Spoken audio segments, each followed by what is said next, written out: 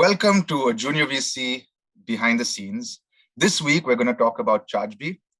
The reason we chose this company is actually we haven't spoken about a SaaS company for some time, and they've been on our list. It's quite an interesting company. What's particularly interesting to me is the way they got started. Instead of starting with an idea, they actually decided to focus on getting good people, and the idea sort of evolved over time. Shelly, can you tell us a bit about how they got started? And Yeah, Mazin, thank you.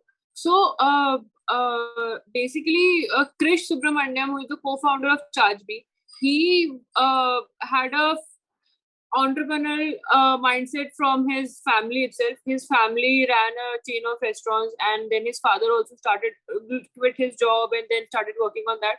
So, from the beginning itself, he had that mindset of doing something from scratch. So for some time he worked with TCS in the US. It was around 2009 or before that when he got an opportunity to work full time in US. But he decided to choose to come back to India and work on a product. He was very inspired by the companies like Fog Creek Software and what they were doing. And so he and his friend Rajaram, they started discussing what problem do we solve. But I think even before solving for a problem, they thought that it is more important to invest in people rather than the ideas. So they started organically. They started making a team. There was another person who was working at Zoho, and the trio started working on the idea. Eventually the fourth member came to the team, and then they decided, okay, now let's work on something related to performance management. And during that same time, subscriptions were also picking up in the US market, but it was not the case in India. The three of them first converged on performance marketing as their first idea. Yeah. So, one of the co-founders, Thiago, who he was focused on product. One person was fully focused on the engineering side of it. Then there was one person who was thinking about a deeper question, like why should we build Chargebee, or what market is there for Chargebee, and what are the customers looking for for this SaaS software. So yeah, some of those why questions, right? Like, why are we even doing this? Why?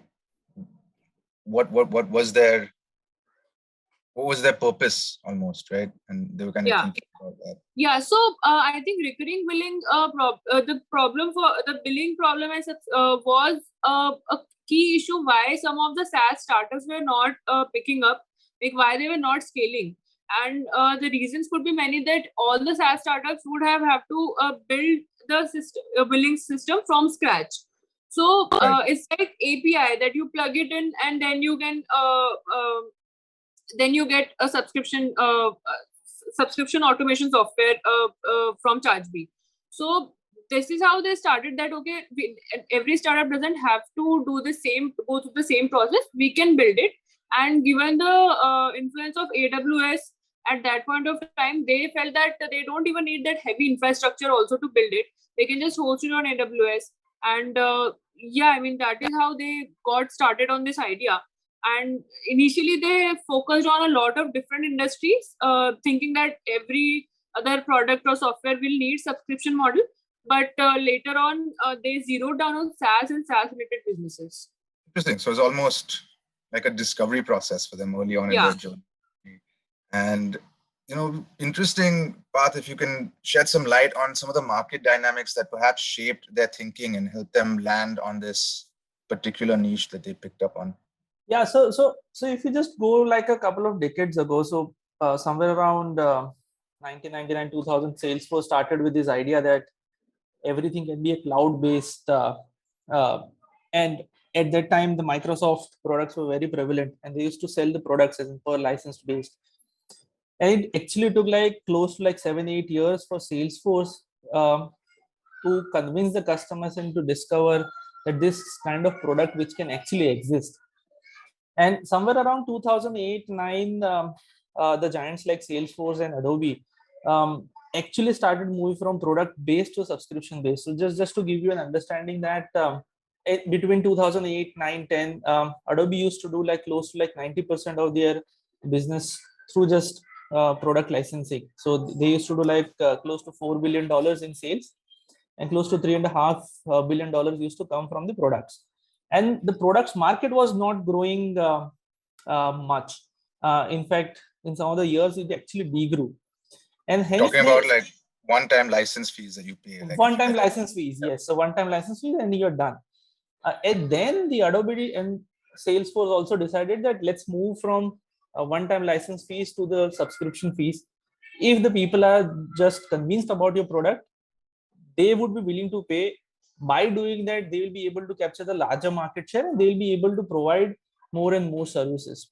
So for actually like for a couple of years, the revenue for Adobe declined by from let's say $4 billion to like $3 billion, like between 2010 till 2013, and then he actually picked up. Till date, the subscription is growing at more than let's say 20-22% year on year. So that's how the market dynamics is. One last point about Adobe, which is a major player in SaaS, is now close to like 90% of the revenue comes from the subscription business. yeah. So that's where I think the entire idea, probably that's why they would have gone for the subscription business, and specifically the SaaS related subscription business, primarily in US, where the consumption So is they sort of high. saw a macro trend with some of the biggest players in the market and thought, everyone else has to do this. Let's make it easy. Yeah. So they were probably at the right place at the right time, if I just put it that way. But it sounds like they weren't initially, but they made sure that they ended up at the right place. Correct. Amazing. They ended up at the right place at the right time. Yeah. So everything was ready. So infra was ready. The product was ready. It just they had to convince the customer. Yeah.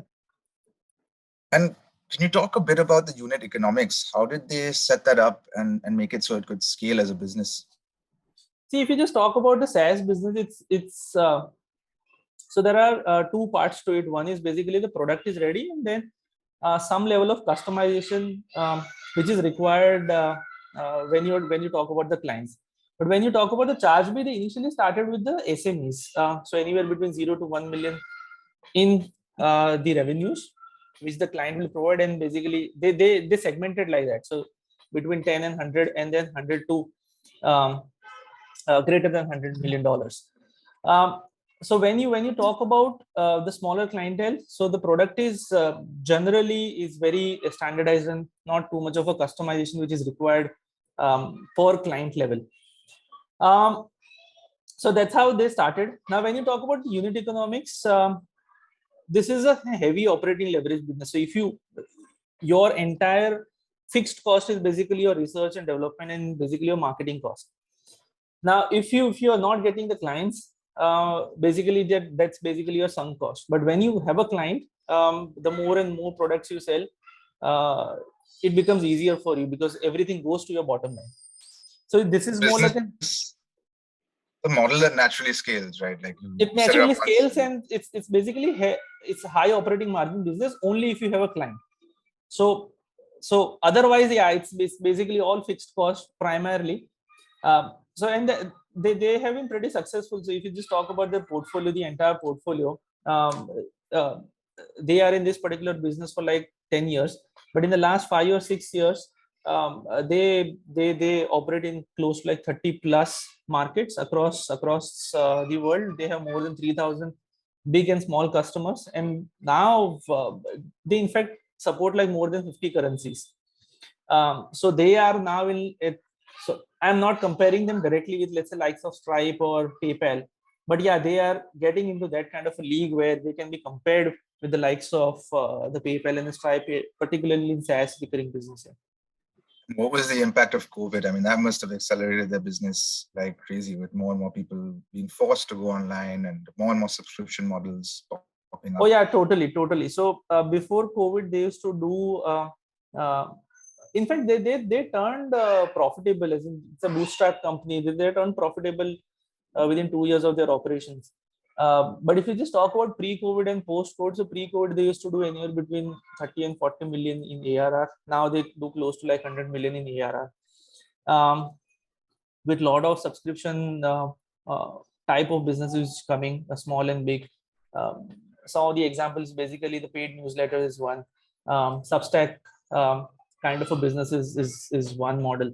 So these are the kind of that's like growing crazy, and everybody wanted to start a newsletter at some point. Everybody wanted to charge, so everybody wanted to charge something around that. So yes, so around that, a lot of restaurants, lot of online services, particularly in US and Europe, are now moving to the subscription business. When you particularly talk about India, I don't think a lot of the SMEs have thought about moving to a subscription business, because in subscription business, when you move from product to subscription business, you take a hit in terms of revenues for like couple of years, for the next couple of years, and then it just picks up. So I think that's one of the hindrances which they will face in India. But yes, I think that the COVID accelerated everything for them, particularly gaining because they were there, the product was there, they were doing the business, they had clients. It's just that they had to reach more number of clients. So started off with focusing more on the US market, and then with COVID and India kind of coming into the fray. So that's the beauty of SaaS business. You can go global from day one. It's basically wherever the market is, you can be there. So that's the beauty of the global business, particularly India. After what is happening with the recurring payment, and RBI clamped down on recurring payments, which came into effect like last month, that no recurring payment can happen without the service informing the clients. So I think everything stopped. That's where I think the people like Chargebee will come into, or the services which they particularly provide, which will come very handy. So because they can actually handle the cancellations, they can actually provide the lead data, they can actually provide a lot of understanding about the clients, as in the subscribers behavior to the clients, and that will help client to provide the services so that it can be consumed more. And that's where I think the value proposition right now, which is in India, which I think it's very lucrative for them. It reminds me of, a definition of a startup that I heard about. Startup is really an organization that's searching for a scalable, repeatable business model, and exactly. That's really what they did. They went out and searched for that right model that fit. Any other insights to add, Parth, Shelly? Any other things that you found interesting about Chargebee? But not particularly. Yeah. So I think the entire crux of the subscription is basically, if people have faith in you, and the subscribers have a faith in you, and that's why they are willing to pay on a monthly basis or on a quarterly basis, etc. And that's why the companies also want to innovate. And with this kind of a service which comes into picture, I think that solves a whole lot of infrastructure issues with the SME space, as in collecting the payments, collecting the cash flows, talking about the deals, talking about the leads, talking about the behavior of the leads, talking about the dropouts, talking about how many people are using your subscriptions for free, the cancellation request, refund request, everything can be managed. And I think they're doing exceptionally well there. There's so many small things to think about when you're setting up a SaaS business, and they just, give the whole package to their customers. It's absolutely really, really interesting. And one more question: what about competition? Who else is in the space? So if you ask particularly from an India standpoint, I don't think anyone is there right now. But if you ask globally, probably the likes of Stripe is there, the Square is there. Yeah. In India, Razorpay is trying to do something, but not very niche with respect to what the Chargebee is doing actually. Not in the focused, in the sense that not focused towards a specific segment is what I meant. Globally, yes, very few companies exist who cater to SMEs. So PayPal, etc. exist, but they directly work with likes of Zoom or Netflix, etc. Chargebee is not even trying to catch them. So Chargebee is trying to catch the SMEs primarily. It's kind of a volume business. Really a fascinating story. Guys, do check out the full article.